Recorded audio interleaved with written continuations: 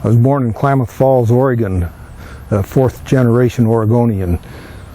Well, I took a very circuitous route, but ended up here when I was 40 years old to open a business in Citrus Heights. I moved to Citrus Heights because we were living in the Bay Area and my job there ended, and my wife and I had considered, instead of my being an employee someplace, we were seriously considering opening a business, so we moved to Citrus Heights so that we could open a printing business here. My first recollection of Citrus Heights was that it was a good community, that it was growing, there was lots of expansion and construction going on, and that it was a good place to start a business and to raise our family.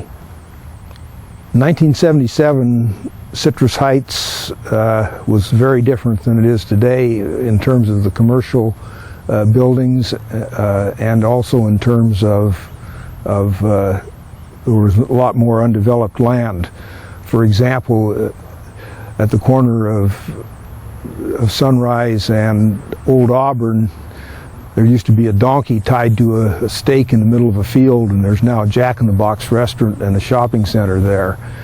Along the community drive there used to be fields with cows in them, and now it's all, of course, developed. Birdcage Walk was just being developed. There was no building where the Target is now. There was no building where Lowe's is now. This facility where we're being interviewed was just being constructed. Henry Krager opened this nursery the same month that I opened my printing business.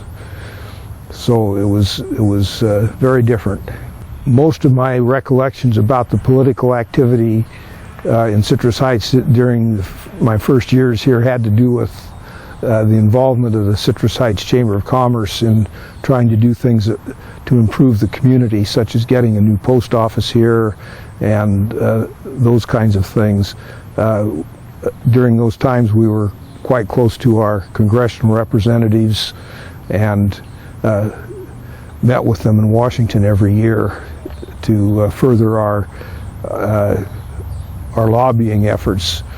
Stack of legal documents that before we went to the Supreme Court, and I used to carry that stack around as a demonstration of... Is that you in the picture? That's me in the picture, yeah. Great, we'll definitely have to put that in there.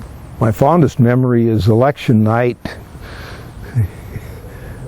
when we were on the ballot after a 12-year battle to get on the ballot, and it was very clear that we were going to win and actually become a city, and that was a real high point for me. And then when the city actually formed and we had our first city council meeting, which was in the Park and Rec District facility over on Auburn Boulevard, I was very, very proud because I had invested